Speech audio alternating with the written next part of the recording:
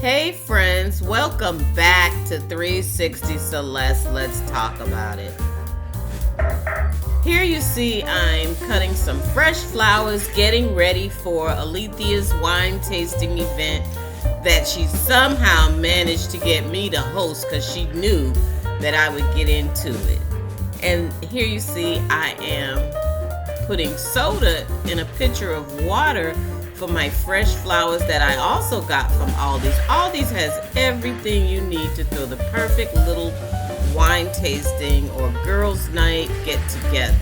I never use the pack that comes with the flowers. Never use this. It seems like it just doesn't feed the flowers what they need.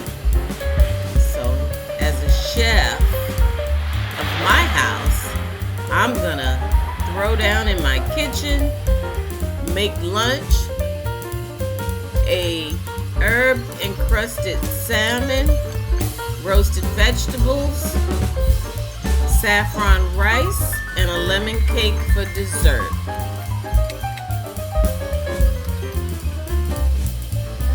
Now, I'm moving on to the grazing station. Before lunch, we'll sit, we'll talk, we'll chat all about wine.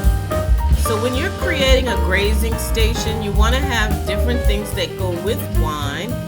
Cheese, crackers, chocolates, sweet things, savory, a little tangy, so that each person can pick up with their fingers. No mess here. Have your different lifts and levels, and as you can see, I used my butterfly sauces.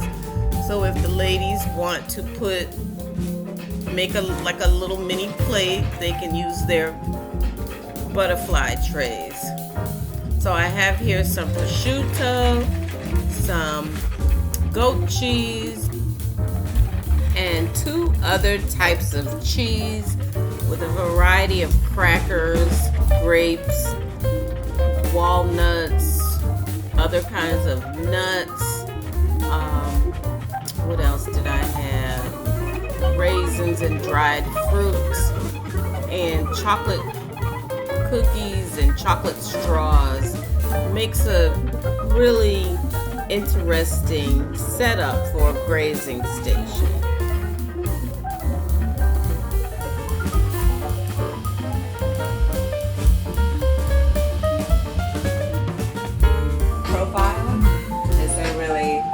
None of these are my wines, but they're, popular wines on the market, wines that I drink. And so I just wanted to get feedback from people in terms of like what type of wine they like to drink, what flavors they like, what variety, grape variety you like, whether it's Cabs, Merlots, whether you like to drink red or white or anything like that. So we'll start with some reds. I do have some whites that I have in the fridge right now, chilling a little bit.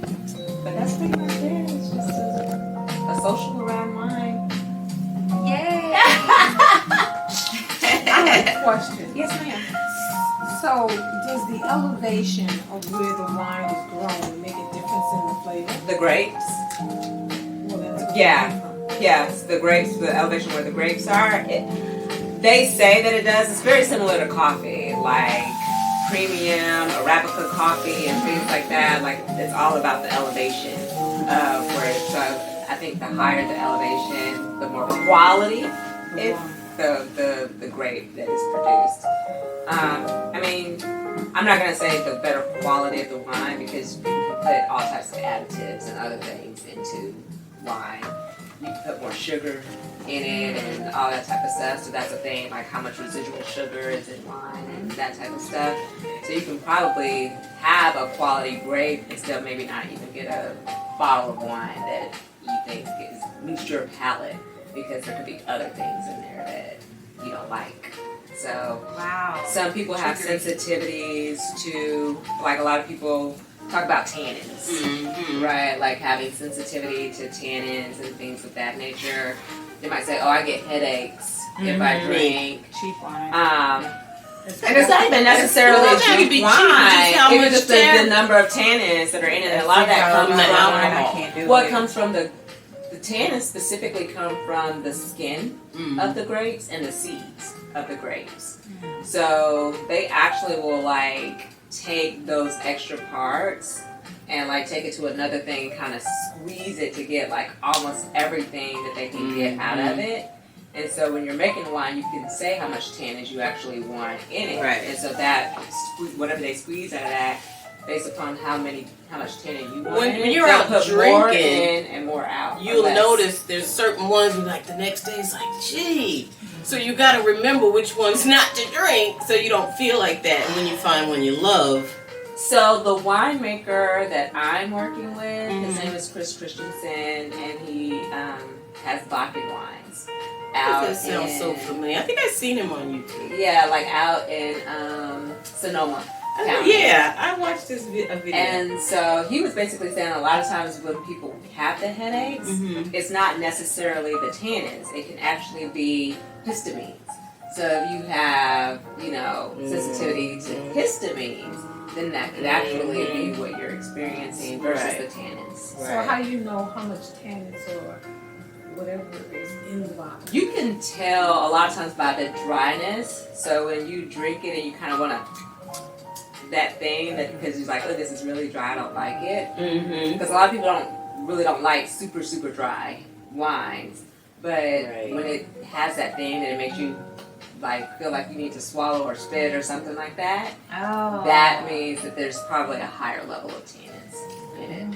The more drier type. So Cabernet. Well, can we start with our first one? In the 1920s. In 1930s, everybody get up and get dressed. Can we do that again? I wish we could do that. I do that here, so when I meet people, But I had to explain it. Yeah. So tell us about Be this a better one. person.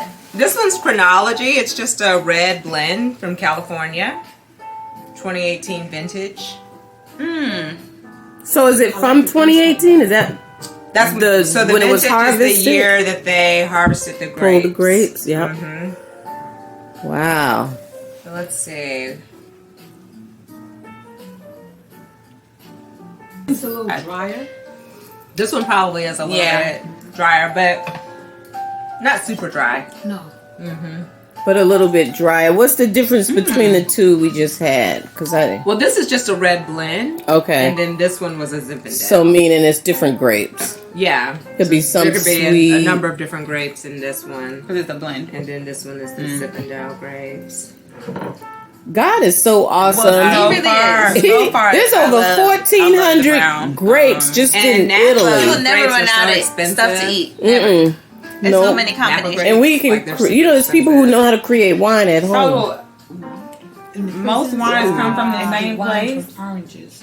Mm. Orange peel. Like that. Ooh, actual fermented. Anything Okay, fermented you can get be it a from wine. I Where never else knew would they get it that. from? What's There's the all other- types of regions in California that you can grow grapes. But that's what I'm saying, California. So what other areas?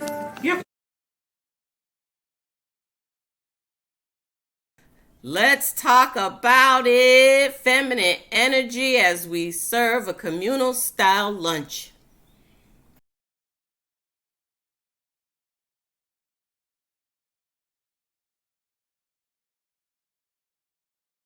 Is my sensitivity. It is the tone and how you speak to someone, and it doesn't necessarily even mean a male. It's your who you embody as a person, the energy that I give off when I walk into a room, how I speak to someone, how I treat someone. They will feel that. And that's my feminine energy. I mean, I'm for me personally, I'm a very poetic person. It's even in the way that I move, in the way that I dress, in the way that I speak. It's everything. And I've never had anyone say you're masculine. I've always been very feminine. I've been sweet. I've been protective of me Okay, so and let my me ask heart. you this. Did you ever feel at one time or another being feminine may make you feel a sense of weak? No. I've always felt like I didn't know the name for it when I was younger, but my sensitivity has always been my strength, and I didn't know that until I got older. Like my sensitivity to other people, like my heart to them, my compassion for other people, my motivations as to why I do things. That's my feminine energy. Well, thank you. Okay, Latoya. No, what's your feminine energy? What is the question again? How do you use your feminine energies? I And use do my you feminine feel energy weak to get if you have everything to? I want. And I absolutely feel not. Sometimes I do feel weak because of the environment that I grew up in. I grew up in the hood, okay, where being feminine was not safe. When you're feminine, it's taught that you're your friends. We're not talking about sexuality. Are you confusing us too? But you gotta understand. She grew up in the hood. You understand what I'm saying? So there's a difference in the environment. Yeah, you're right. It shouldn't be, because if my 8-year-old is dancing and she's waving her body and she's doing this, somebody from the hood might be like, "Stop dancing like that," and they're gonna label that. Well, there's a difference. Okay, let me give you a difference with dancing. Twerking is sexuality. Ballet is feminine. But even if you're ballet is not sexual. Okay, let me give you a difference with dancing. Twerking is sexuality. Ballet is feminine. But even if you're ballet is not sexual. But somebody could view it that way. But what I'm saying, there's a and difference. They will view it that way. You got a little chart on space, right? When I met him, he didn't have education. He got education when he was with me. Mm-hmm. You built him up. You helped him build himself up. Yeah. Yeah. What's wrong, sweetie? She feels it was her own child. Can you repeat that about they don't know how? Brings up the feelings. I think you should make it work with your ex-husband.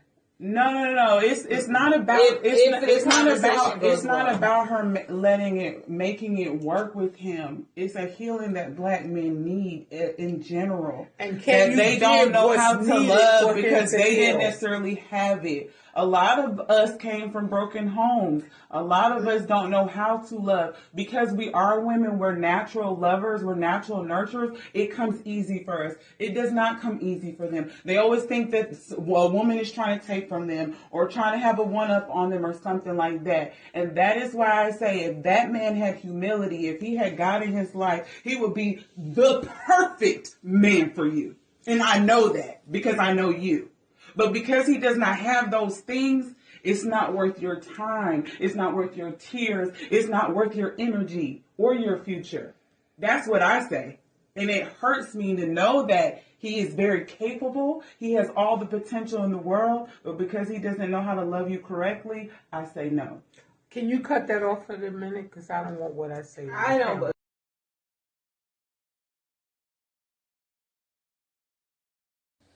To be less than what you know you are, so he could be more of what he think he is. Okay. Thank you for hanging out with us today, friends. We had such a great time. 5 bottles of wine, a little emotional, a little joyful, a little tearful, but we had a great time overall. Keep your feminine energy intact. Don't let anybody change who you truly are.